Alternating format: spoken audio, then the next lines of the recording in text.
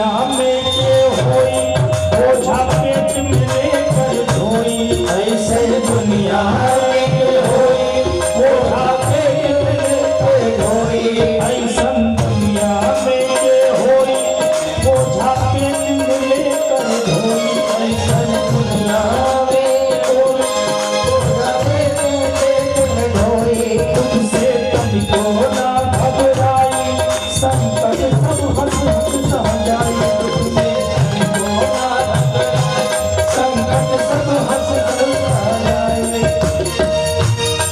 ऐसन करे वाला कवनो भलाई ना मिली ऐसन करे वाला कवनो भलाई ना मिली सब कुछ मिल जाए पर दुनिया में भारी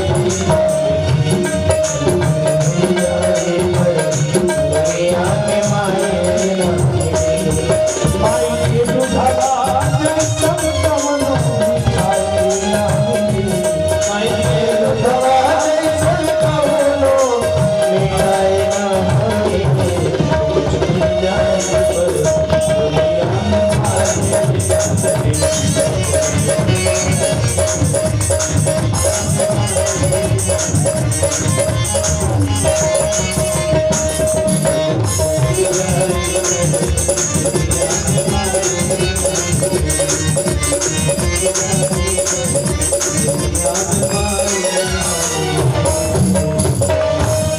बोले नंद के लाला की जय हो।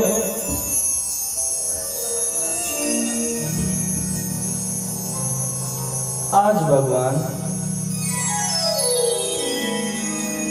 को मैया यशोदा विदा कर रही है। प्रातः काल हुआ जब गोपियों को ये बात पता चली कि भगवान हम सभी को छोड़ करके मथुरा पधार रहे हैं, जा रहे हैं।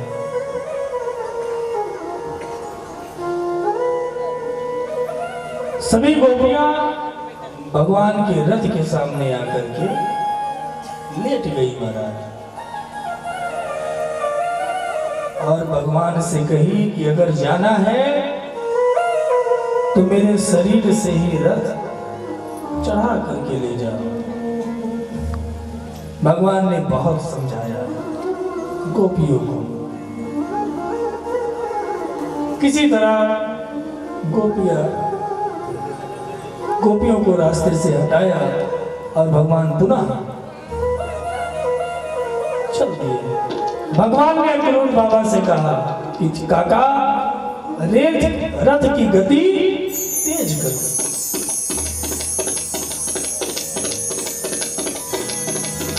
भगवान रथ पे विराजमान होकर चाचा अक्रूर जी के साथ जैसे ही आगे बढ़े तो सारे परिवार वालों को समझा दी गई महाराज। एक परिवार ऐसा मिला कि भगवान उसको नहीं समझा पाए और वो है गौओं का परिवार, गाय का परिवार।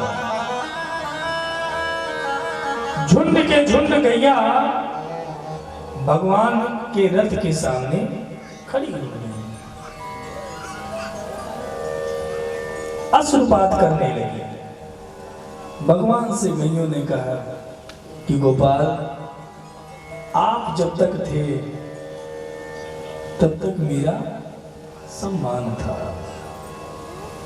आप जा रहे हो अब मेरा कोई सम्मान नहीं करेगा। और सच यही है महाराज, गाय का सम्मान कौन कर रहा है?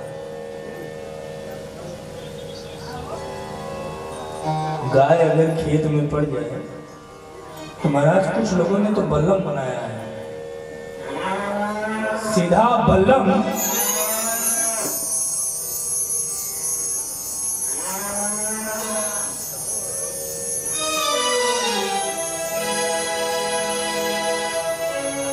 बल्लम ही मार देते हैं महाराज। क्यों भाई? गाय का घर तो जंगल था, जंगलों को काट करके हमने अपना अपना घर बना लिया। तो गैया कहां जाएगी? जब तक गाय दूध देती है, मानो इतना स्वार्थी है महाराज कि गाय अपने बछड़े को दूध नहीं पिलाती, फिर भी हम लोगों को दूध प्रदान करती है। हम उसके बछड़े को दूध पीने भी नहीं देते। जैसे वो दूध उतारती, चोरी भी नहीं करती, सारा दूध अपने स्तन में उतार देती है और हम सभी मिल करके दूध को निचोड़ लेते हैं, बड़े मजे के साथ खाते हैं, पीते हैं, हष्ट पुष्ट होते हैं। हमने तो यहाँ तक देखा है महाराज कि जो गाय का बछड़ा, कुछ लोग तो ऐसे होते हैं कि गाय के बछड़े को भी दूध नहीं पिलाते, 2 हफ्ता के अंदर ही गाय का बछड़ा मर जाता है, सारा दूध गाड़ लेते हैं और उस गाय के साथ हम इज्जत नहीं करते उसकी। समाज की तो बात छोड़ो महाराज, इस व्यास पीठ पर बैठ करके अपने को अंतरराष्ट्रीय प्रवक्ता कहने वाले कुछ ऐसे व्यास हैं जो गाय के नाम पर दान मांगते हैं महाराज, चिल्ला चिल्ला करके दान मांगते हैं गौ सेवा के लिए। अब विडंबना इस बात की है कि उनके यहाँ तो कोई एक गाय नहीं है और गाय के नाम पर करोड़ों रुपयों का दान मांग रहे हैं। कष्ट होता है।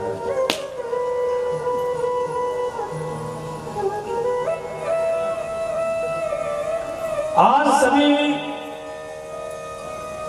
गायें भगवान से कहती हैं कि गोपाल मेरा क्या होगा। भगवान ने गैयों को समझाया, समझा करके भगवान जैसे ही मथुरा में प्रवेश किए नंद बाबा और ग्वाल वालों के साथ,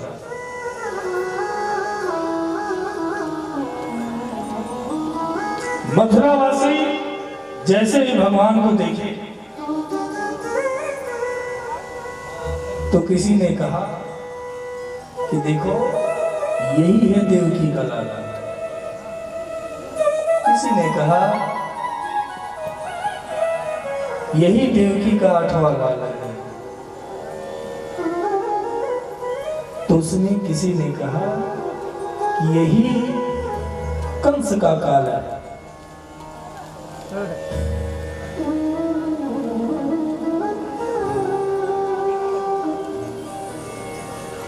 नौ युवतियों ने देखा कि मेरा पति आ गया, बालिकाओं ने देखा कि मेरा प्रेमी आ गया, भक्तों ने देखा कि मेरा भगवान आ गया। इसी प्रकार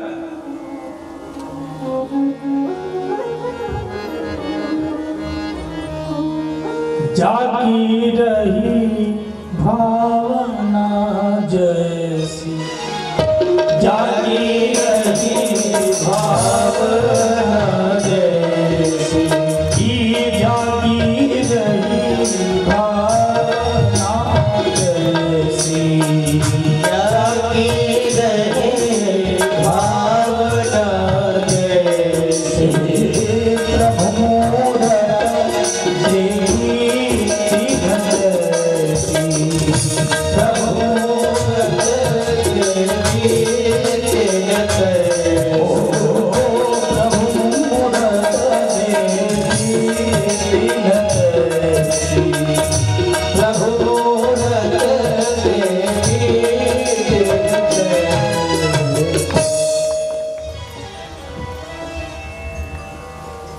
सभी को भगवान अलग अलग स्वरूप में दिखाई पड़ रहे हैं, सबका अलग अलग भाव है।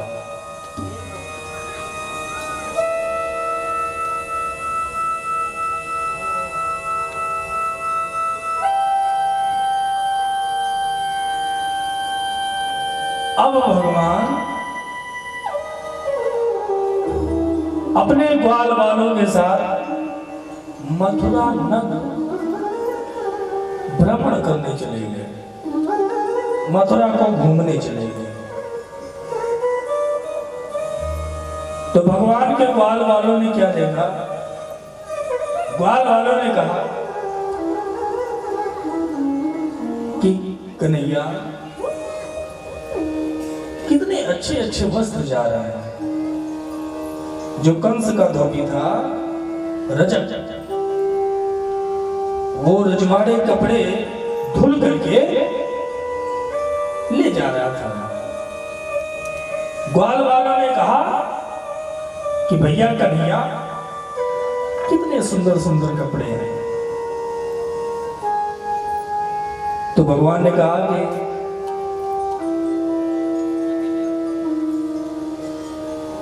पहनना है। ग्वाल वालों ने कहा अगर मिल जाए तो बड़ा आनंद हो जाए। भगवान ने उस रजक से कहा कि मामा मामा, उसने नहीं सुना, जोर से चिल्लाया धोबी मामा। धोबी पलट करके देखा, बोला यहां कौन सा मेरा मामा, मुझे मेरा भांजा आ गया, मुझे मामा कहने वाला कौन? पलट करके देखा। धोबी ने कहा हाँ बोलो। भगवान ने कहा कि कुछ वस्त्र हमें भी दे देते तो हम लोग भी पहन लेते।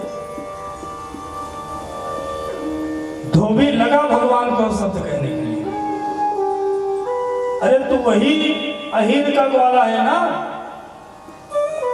जो गैया चराता है?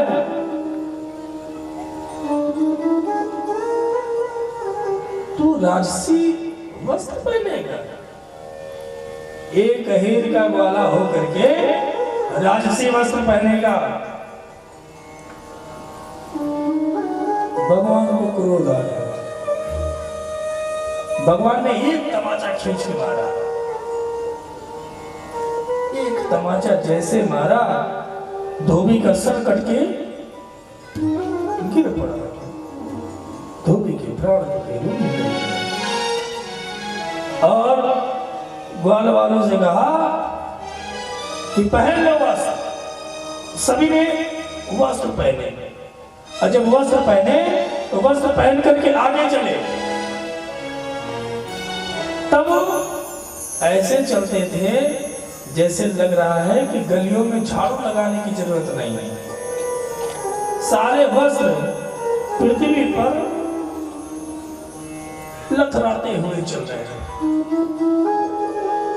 भगवान कृष्ण ने देखा कि ये तो ठीक नहीं है। भगवान कृष्ण को जैसे ही एक दर्जी ने देखा है, दर्जी ने हाथ जोड़ करके भगवान से कहा कि प्रभु अगर आदेश हो तो हम इन कपड़ों को ठीक कर देंगे। भगवान ने कहा कर दो। दर्जी ने सबके कपड़े को फिटिंग भी कर दिया हमारा। देखिए आजकल फिटिंग का जमाना है।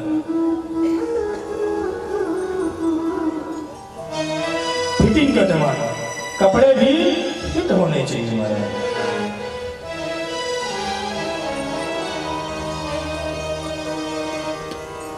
तो दर्जी को भगवान ने आशीर्वाद दे दिया कि जाओ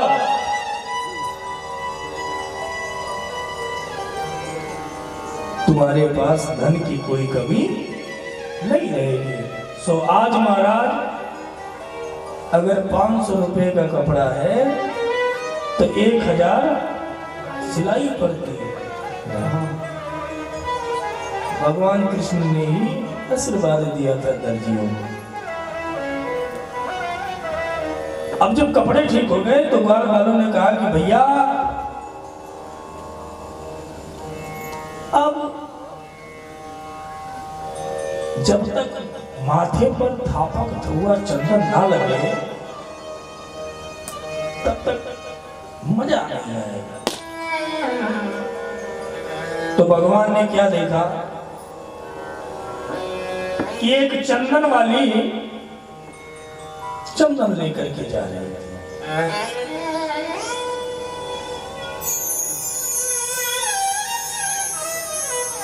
एक कुबड़ी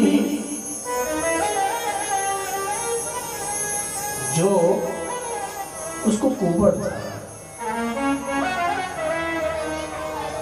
वो कंस के लिए नित्य चंदन ले जाते थे।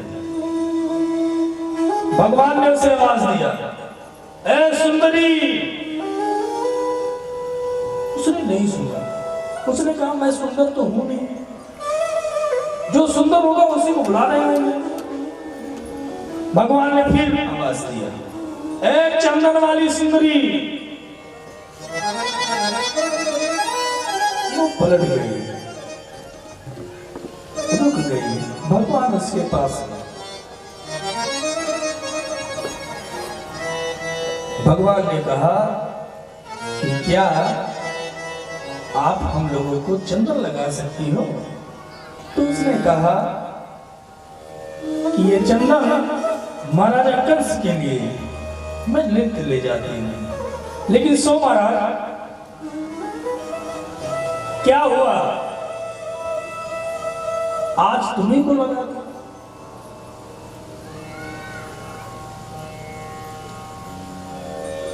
उस कुब्जा ने सारे ग्वाल वालों को चंदन लगाया, भगवान कृष्ण को भी लगाया। अच्छा, चंदन लगाया तो चंदन के लगाने में कुछ देना चाहिए। भगवान के पास कुछ था ही नहीं, किस कुब्जा को दे देते। दाऊ भैया ने मजाक कर दिया। दाऊ ने कहा कि वाह कितनी सुंदर जोड़ी है, ये भी 3 जगह से टेढ़ी और लाला भी 3 जगह से टेढ़ा। तो भगवान कृष्ण को आप देखो तो भगवान कृष्ण कभी सीधे नहीं खड़े हुए, 3 जगह से टेढ़े रहे, कभी सीधे नहीं खड़े हुए। दाऊ भैया ने जरा सा क्या परिहास किया। भगवान ने कहा कि जब तुमने इतनी बड़ी उपाधि इसको दे ही दी है तो अब मैं इसको सुंदर ही बना दूं। भगवान ने कुब्जा के चरण पे अपना चरण रखा और उसके चुट्टी पे अपना चुट्टी लगा करके उठा दिया, और जैसे उठाया महाराज कुब्जा सीधी हो गई और एक दिव्य रूप पाया, सुंदरी हो गई। और जब सुंदरी हो गई तो भगवान का वंदन करने लगी, चिंतन करने लगी, भगवान से कहने लगी कि प्रभु अब सुंदर तो हमको बना दिए, तो अब मेरे घर चलो। भगवान ने कहा ये मुसीबत, जिसको सुंदर बनाता हूं वो यही कहता है मेरे घर चलो। भगवान ने कहा कि अभी नहीं, लेकिन मैं तुम्हारे घर जरूर आऊंगा। भगवान कुब्जा को आशीर्वाद दे करके आगे बढ़े।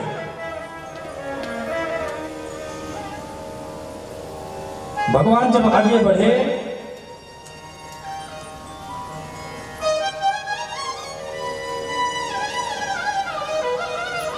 तो आगे भगवान को दिव्य सभागार दिखा। उस सभागार में भगवान परशुराम का धनुष रखा था। परशुराम महाराज ने कंस को एक धनुष दिया था कि जिसको जो इस धनुष को तोड़ेगा वो कंस तुम्हें नहीं छोड़ेगा। भगवान गए और उस धनुष को तोड़ दिए। दूत जाकर के कंस को बताया कि धनुष तो टूट गया। कंस की धड़कन तेज हो गई महाराज कि मुझे मारने वाला आ गया।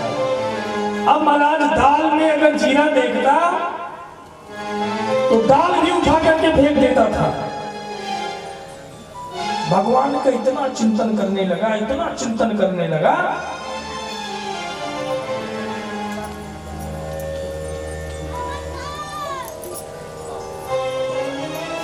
और आगे बढ़े तो कंस ने क्या किया था कि एक कुबलया पीढ़ हाथी को मदिरा पिला करके, और उस हाथी के पास 10,000 हाथी का बल था, उसको मदिरा पान करवा करके मेन गेट पे लगवा दिया था। और वो हाथी भी मदिरा पान किया है, और जो उसका पहलवान है वो भी मदिरा पान किया। भगवान ने कहा पहलवान से कि भैया इस गज को हटा, इस हाथी को हटा। पहलवान ने कहा कि अगर माई का दूध पिए हो तो खुद ही हटा। दाऊ भैया ने कहा कि कन्हैया कोई कुछ भी कहे, लेकिन जब कोई माता को कुछ कहता है, माँ के दूध का कोई संबंध देता है तो बर्दाश्त नहीं होता। दाऊ भैया एक ही मुक्का मारे और वो पहलवान उसी वक्त प्राणहीन हो गया, और हाथी के सूंड को पकड़ करके दाऊ भैया नचा दिए और नचा करके पटक दिए।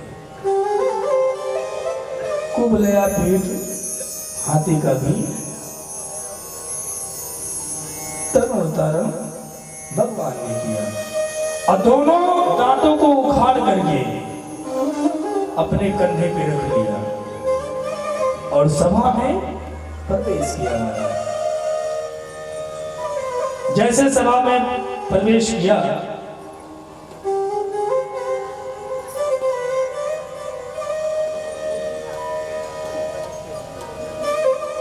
तो दो पहलवान मल्ल युद्ध करने के लिए भगवान से उपस्थित हुए। मुष्टिकासुर और चाणूर,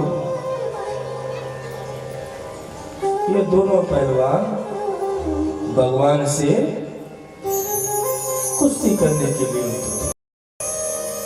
लोगों ने कहा कि तुम और कहां ये छोटे छोटे बालक। तो चाणूर ने कहा कि कुश्ती में उम्र नहीं देखी जाती, दांव और पेच देखे जाते हैं। अभी तक तुमने बकासुर धेनुकासुर को मारा, अब मुझसे युद्ध करो। भगवान दाऊ भैया के साथ कूद पड़े और एक ही मुष्टिका में उसका प्रारंभ हो गया, उसकी जीवन लीला समाप्त हुई। और भगवान कूद करके कंस के सिंहासन पर कंस के सामने खड़े हो गए, और खड़े होकर के कंस के बाल को खींचा और सिंहासन से नीचे कर दिया। कंस से भगवान कहते हैं कि कंस याद करो, मेरी मैया का इसी तरह तुमने बाल खींचा था।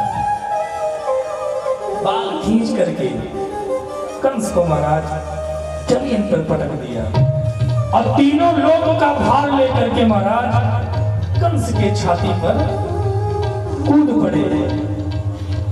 महाराज देखते ही देखते कंस के प्राण पखेरु निकल गए। बोलिए कंस मंडन भगवान की जय हो। कंस का वध कर दिया।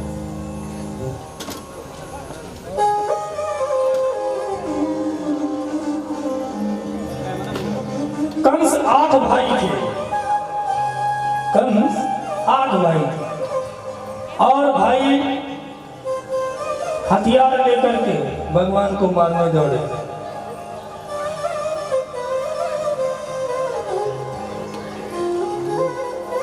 अकेले दाऊ भैया ने ही उनको भी ठिकाने लगा दिया।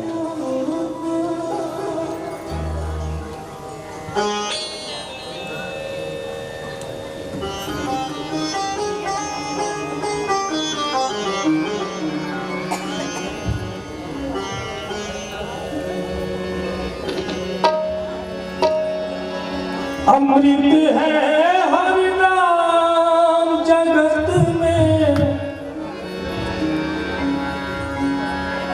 अमृत है हरि नाम जगत में,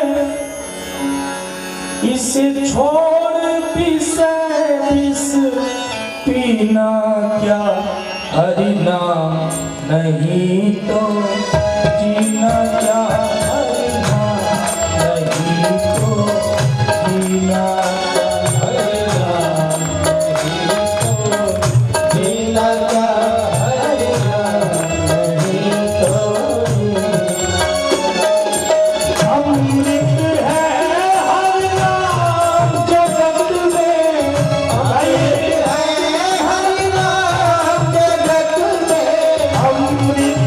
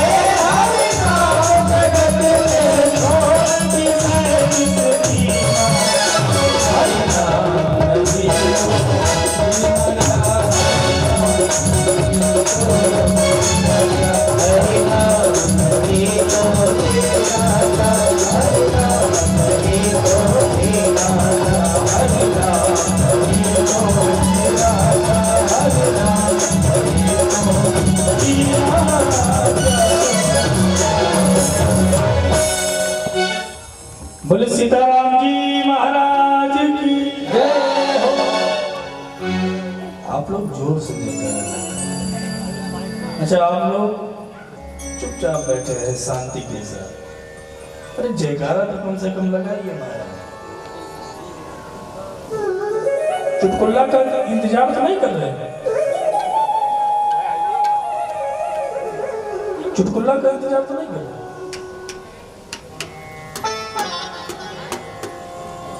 बोले राधा कृष्ण भगवान की, राधा कृष्ण भगवान की। ये बात तो भगवान अंत में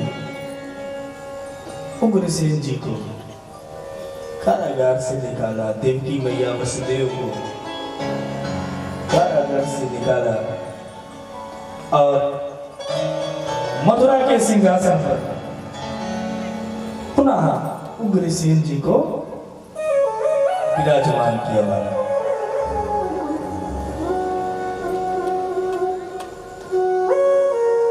वसुदेव जी अपने पुरोहित गर्गाचार्य जी को बुला करके भगवान कृष्ण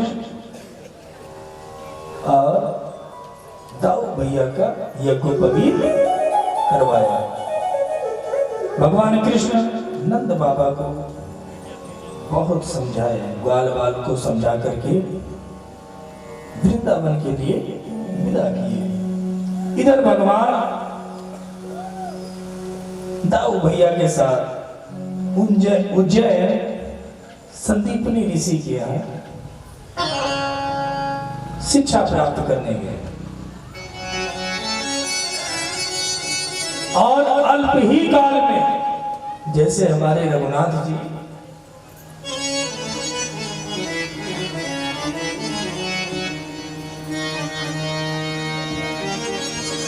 गुरु गया पढ़ना रघुराई, गुरु गया पढ़ना रघुराई, गुरु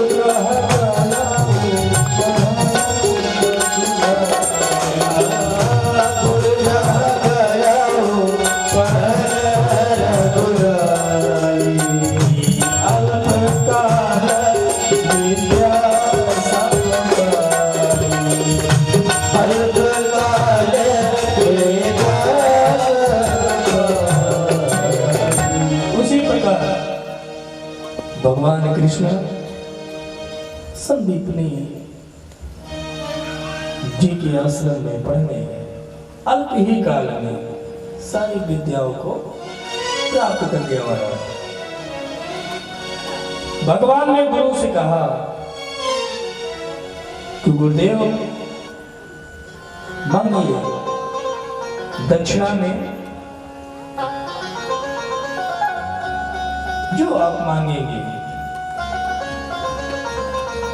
हम दक्षिणा में प्रदान करेंगे। गुरुदेव ने कहा कि दक्षिणा में अगर देना चाहते हो तो जो विद्या मैंने तुम्हें सिखाई है उसी विद्या का आगे प्रचार करना। वही विद्या महाभारत में भगवान कृष्ण ने गीता को अर्जुन को प्रदान की, गीता के रूप में।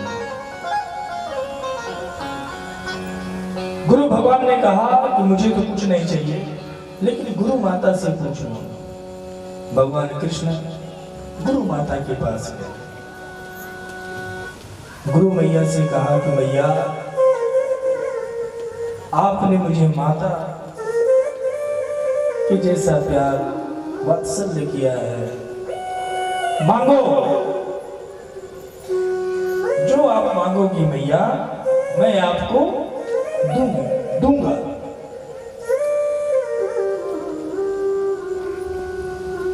मैया रोने लगी। मैया कही, कृष्ण, जब तक तुम थे मैं अपने पुत्र के रूप में तुम्हें प्यार करती थी, अब तुम भी चले जाओगे तो हम एकदम अकेले रह जाएंगे। भगवान ने पूछा, मैया कैसा पुत्र? तो मैया ने कहा,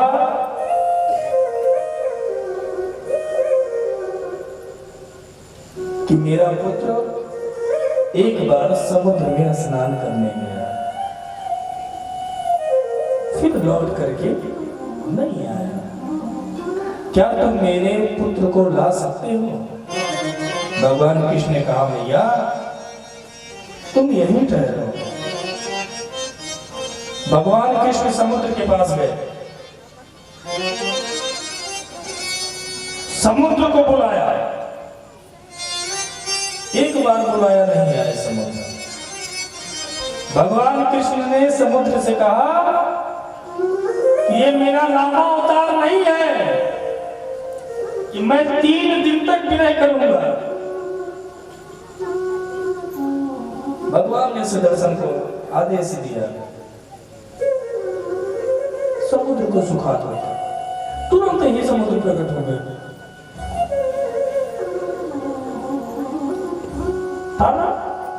राम जी 3 दिन तक विनय किए, विनय न मानत जलधि चढ़ गए 3 दिन भी। बोले राम सकोप तब भय भिन्न हो ही न प्रीति। कुछ लोग ऐसे होते हैं, जब तक उनको भय न दिखाओ तब तक वो सुधरते नहीं। भगवान कृष्ण ने कहा कि मेरे गुरु पुत्र को दे दो, तुम्हारे यहां ही स्नान करने आया था। समुद्र ने हाथ जोड़ लिया, प्रभु मेरे पास नहीं है। हाँ,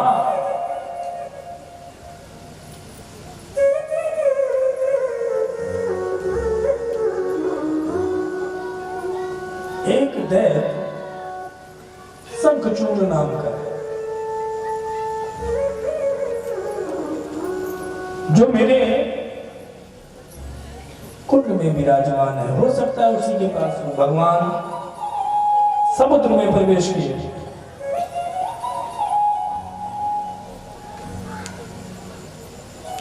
शंखचूड़ का वध किए भगवान। उसके पास भी गुरुपुत्र नहीं मिला। भगवान जब चलने लगे तो भगवान ने कहा, शंखचूड़ एक शंख में रहता था। भगवान ने कहा, इसको तो मार दिए, लेकिन ये शंख बहुत सुंदर है। तो भगवान ने उस शंख को धारण कर लिया। भगवान सीधे यमलोक पहुंच गए। यमलोक पहुंच करके शंख को बजा दिया, शंख निनाद कर दिया हमारा। अब यमराज का सिंहासन जोड़ने लगा। यमराज ने कहा कि कौन आया है?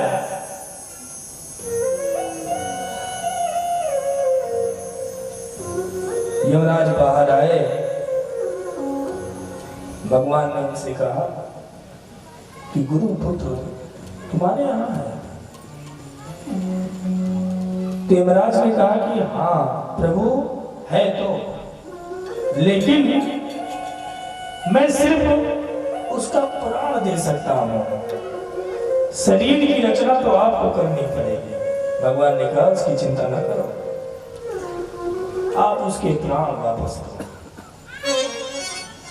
यमराज जी ने गुरुपुत्र के प्राण वापस दिए। भगवान ने उस शरीर में डाला गुरुपुत्र को भगवान ने ला करके गुरु माता को प्रदान किया। बोले राधा कृष्ण भगवान की जय हो। अब भगवान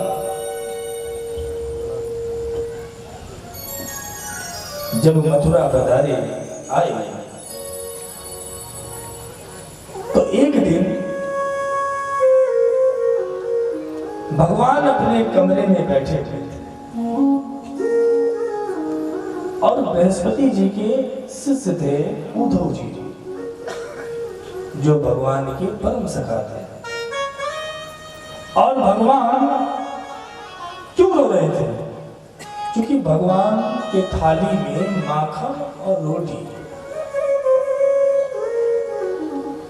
भगवान ने जैसे अपनी थाली में माखन रोटी देखी वैसे यशोदा मैया की याद आ गई।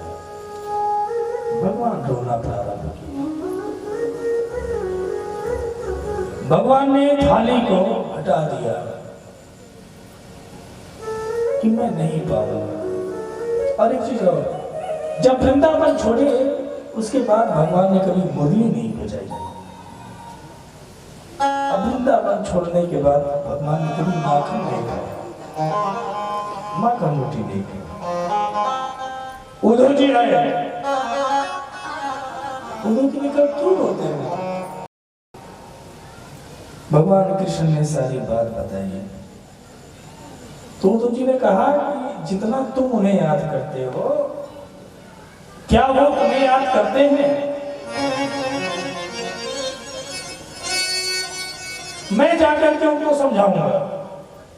गवार वाले हैं, मैं जाकर के उन्हें समझाऊंगा कि भगवान कृष्ण कौन है। उद्धव को घमंड हो गया अपने ज्ञान पर। भगवान ने अपना रथ दिया, अपना पोशाक दिया। उद्धव जी पहने रथ लेकर के आज वृंदावन की तरफ चले। जब वृंदावन की सीमांत पर पहुंचे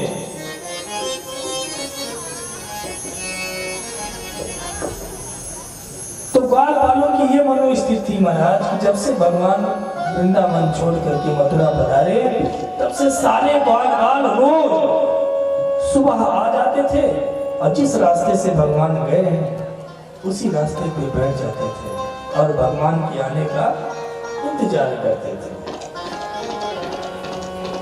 रोज ग्वाल वालों का नित्य यही काम था। उस दिन भी ग्वाल वाल बैठे थे।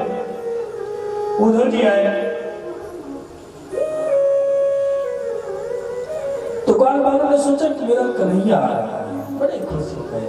लेकिन जब रथ और पास आया तो देखे तो उद्धव जी, ये तो मेरा कन्हैया नहीं है। उद्धव जी ने कहा कि क्या तुम बता सकते हो कि नंद भवन किधर है? ग्वाल वालों ने कहा कि ये जो नदी देख रहे हो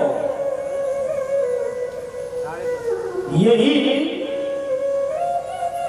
नाला को पकड़ते पकड़ते चले जाना, जहां इसका अंत है वहीं नंद भवन है। तो सब तो उपमा देते हैं कि वो नाला और कुछ नहीं था। भगवान जब से गए हैं यशोदा मैया इतना रोई है कि वो आंसू ही नाले बन गए।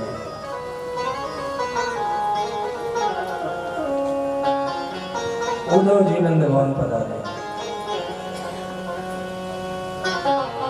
यशोदा मैया को प्रणाम किया, नंद बाबा को प्रणाम किया। यशोदा मैया को समझाने लगे उद्धव जी, अपना ज्ञान देने लगे कि मैया किस लिए रोती हो आप? वो तुम्हारा लाला नहीं है, वो तो जगत का पति है, वो तो भगवान है। लगे भगवान के बारे में समझाने। यशोदा मैया ने कहा सुन,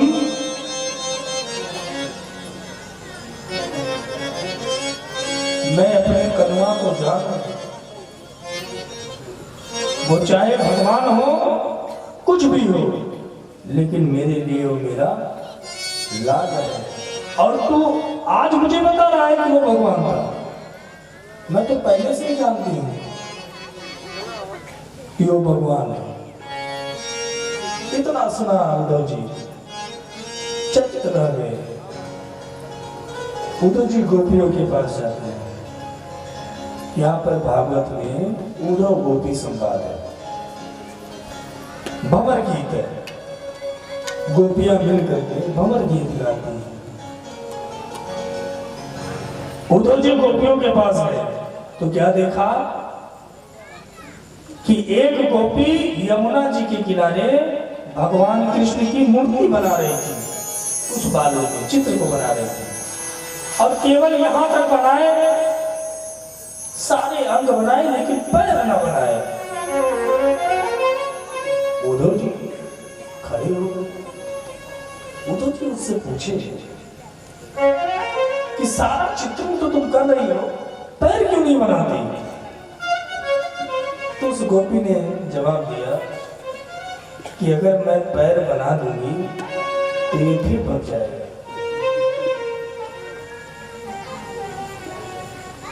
मैं पैर बना दूंगी तो ये फिर बन जाएगा।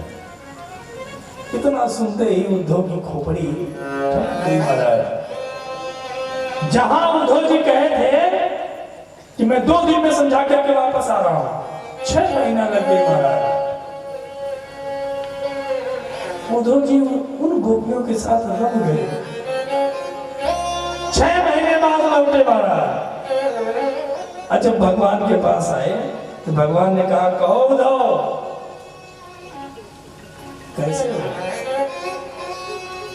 उद्धव जी ने भगवान को ही फटकारना प्रारंभ कर दिया कि तू निर्दयी है। तो गोपियों को ऐसे छोड़ के चला लगे। उद्धव जी भगवान को ही फटकार। भगवान ने कहा, उद्धव आंखें बंद करो। उद्धव जी आंखें बंद किए। फिर भगवान ने कहा, आंखें खोलो। और जैसे ही आंखें खोले तो सारा वृंदावन भगवान के समक्ष प्रकट हो गया। सारी गोपियां, ग्वाल बाल, यशोदा मैया। भगवान ने कहा, हम इनसे तो कभी रह ही नहीं सकते। भगवान ने उद्धव जी का घमंड तोड़ा। अब आगे कंस की 2 पत्नियां थी, अस्ति और प्राप्ति। दोनों रोते रोते अपने पिता के पास गई। किसके पास? पिता के पास। जरासंध के पास। जब जरासंध के पास गई तो जरासंध ने 23 अछूहड़ी सेना लेकर के आक्रमण बोल दिया मथुरा।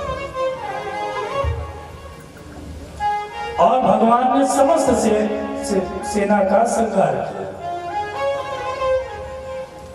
और जितनी बार संहार करते उतनी बार जरासंध को छोड़ देते, जरासंध को नहीं मारते।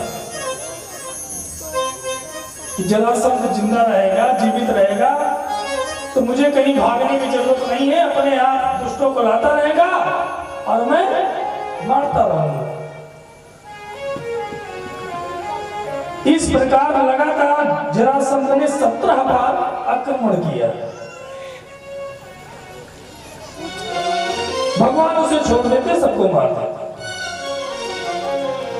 जरासंध जब 18वीं बार मथुरा पर आक्रमण करने जा रहा था तो जरासंध ने क्या किया कि ब्राह्मणों को अनुष्ठान पे बैठा दिया कि मेरे लिए विजयी होने का अनुष्ठान करो। और सुनो, अगर मैं विजयी हो गया तो इतना दे दूंगा कि दोबारा कहीं अनुष्ठान करने की जरूरत नहीं पड़ेगी। और अगर हार गया तो बलि चढ़ा दूंगा। अब ब्राह्मणों ने भगवान से प्रार्थना की कि प्रभु इस बार आप हार जाओ, नहीं तो मेरी बलि चढ़ जाएगी। भगवान ने ब्राह्मणों का मान रखते हुए दाऊ भैया से कहा कि भैया इस बार युद्ध से भागना है। दाऊ भैया ने कहा ये मेरे बस की बात है, मैं तो नहीं भाग सकता। भगवान कृष्ण ने दाऊ भैया को सारी बात बताई। अब जैसे ही मथुरा पर आक्रमण करने के लिए जरासंध चला, तब नारद जी ने जरासंध से कहा कि भैया काल यवन को भी अपने साथ ले लो। नारद जी का काम ही है। नारद जी ने कहा जरासंध से कि काल यवन को भी अपने साथ ले लो। काल यवन एक बहुत बड़ा योद्धा है, ले लो उसको भी। जो मलेच्छों का सेनापति था, सारे चल दिए मथुरा पर आक्रमण करने के लिए। भगवान ने सबको मार डाला, सबका संहार किया। और फिर अंत में भगवान दाऊ भैया के साथ रण छोड़ के भगे महाराज। और जब भगे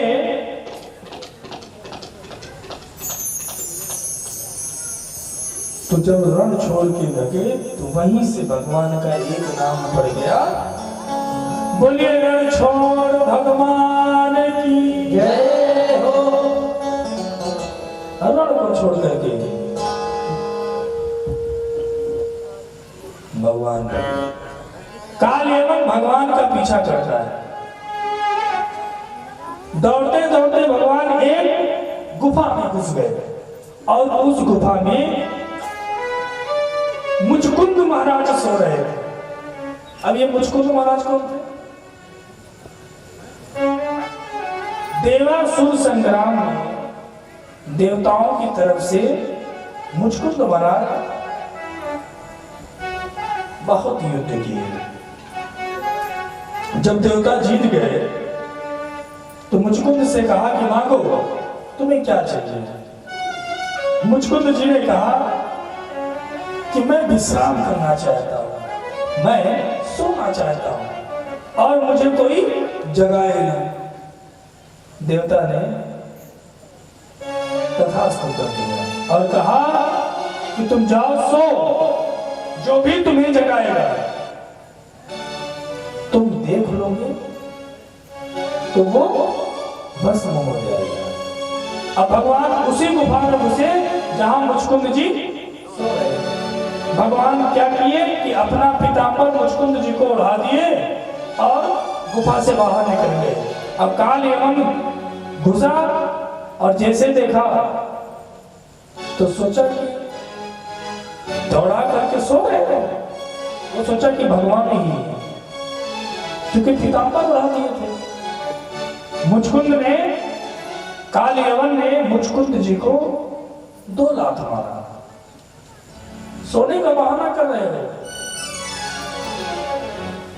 जब 2 लात मारा तो मुचकुंद जी की आंख खुल गई और जैसे ही मुचकुंद जी ने आंख खोली, काल यवन जल करके खाक हो गया महाराज।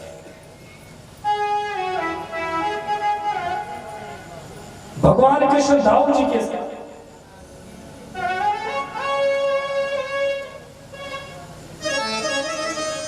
भगे चले जा रहे हैं और प्रवर्षण पर्वत पर चढ़ गए। दोनों भाई प्रवर्षण पर्वत पर चढ़ गए। जरासंध ने उस पर्वत के किनारे किनारे आग लगवा दी महाराज कि इसी में जल के दोनों भाई समाप्त हो जाए। भगवान ने विश्वकर्मा को आदेश दिया कि समुद्र में एक द्वारकापुरी का निर्माण करो। विश्वकर्मा भगवान ने समुद्र के में ही एक द्वारकापुरी बनाई और भगवान उस प्रवर्षक पर्वत से कूदे, छलांग मारे और सीधा आकर के द्वारकापुरी में खड़े हुए महाराज। देखिए 11 वर्ष की अवस्था में भगवान वृंदावन छोड़ करके मथुरा पधारे। 14 वर्ष मथुरा में रह करके असुरों का संहार किया। अब आज हमारे प्रभु कितने साल के हो गए? 25 साल।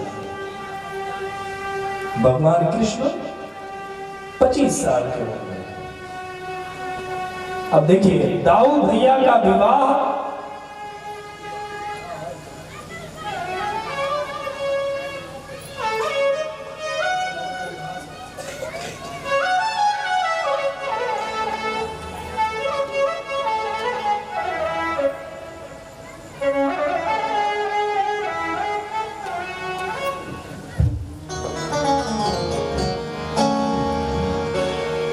नारायण नारायण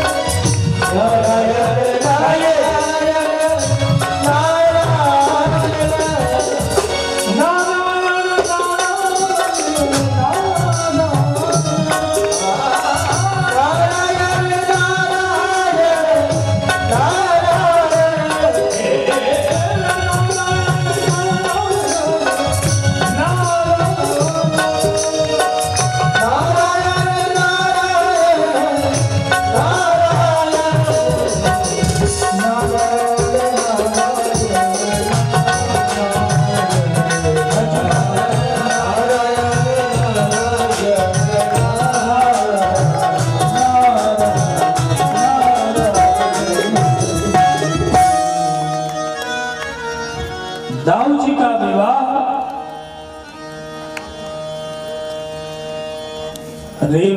रेवत नरेश की पुत्री रेवती से हुआ। रेवती जी से दाऊ जी का विवाह हुआ।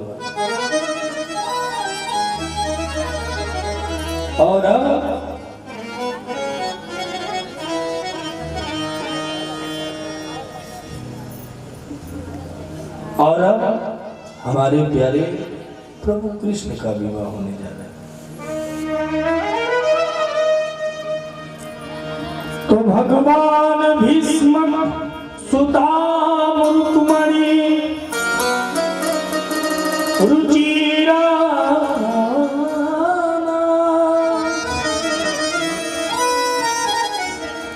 राक्षसेन विधानेन उपएम इति श्रुता।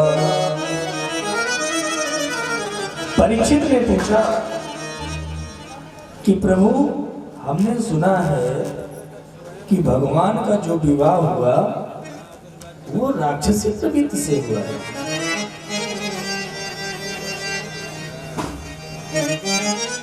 सुखदेव जी ने कहा कि तुम बिल्कुल ठीक सुने। भगवान कृष्ण ने राक्षसी विधि से विवाह किया रुक्मिणी जी से। तो राजा आसीद भीष्म को नाम विदर्भधिपति महान। विदर्भ देश के राजा भीष्मक जी की एक बेटी जिनका नाम था रुक्मणी। क्या नाम था? क्या नाम था?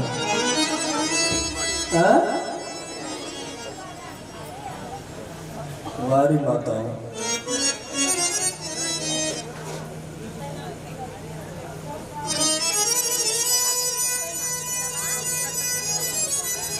जब भगवान शिव जी सती जी को रामचरित्र सुना रहे थे तो सती मैया ने भी नहीं सुना और भगवान पे ही शंका कर लिया। वैसे आप सब पता नहीं कौन सा प्रपंच उधर खुल बैठा है, अब पूरा कर लो, पहले हंस लो तो फिर आगे सुनाया। अच्छा, कुछ लोग होते हैं खुद तो डिस्टर्ब होते हैं, दूसरों को भी डिस्टर्ब करते हैं।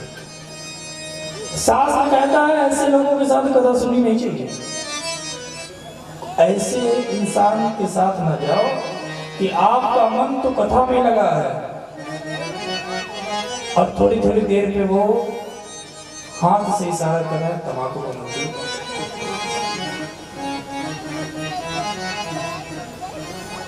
आपका मन कथा में लगा है, थोड़ी देर में इशारा कर रहा है बीड़ी है।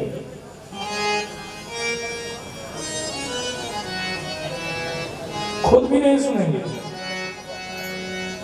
और उसको भी नहीं सुने देंगे महाराज। देखिए, हम रट के तो आते नहीं है कि रटा और आपको सुना दिया। देखिए, जो ठाकुर जी बुलवाते हैं वही मैं बोलता हूँ। आप इधर उधर करते हैं तो हमारा ध्यान भटक जाता है हमारा, और हम कंस की जगह रावण कह देंगे तो आप लोग केवल एक बात पकड़ के बैठोगे, महाराज जी कंस की जगह रावण कहे, भूल गए।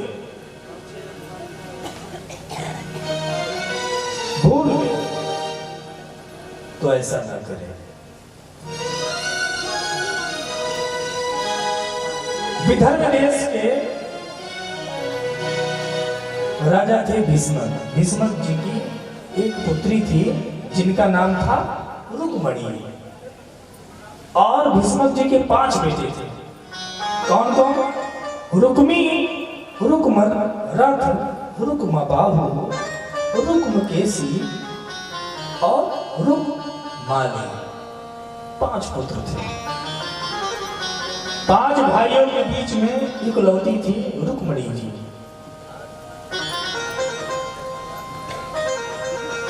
रुक्मणी जी विवाह के योग्य सयानी हो गई। रुक्मणी जी ने मन ही मन भगवान कृष्ण को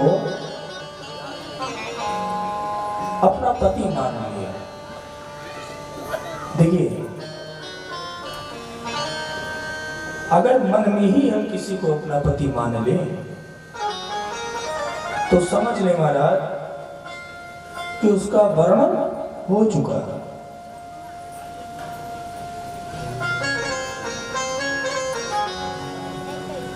तो रुक्मणी जी भगवान के गुणानुवाद को सुनते हुए, चित्र को देखते हुए भगवान को ही पति रूप में मन ही मन ग्रहण कर लिया। अच्छा, भीष्मक जी का भी यही मन था कि हमारी बेटी का विवाह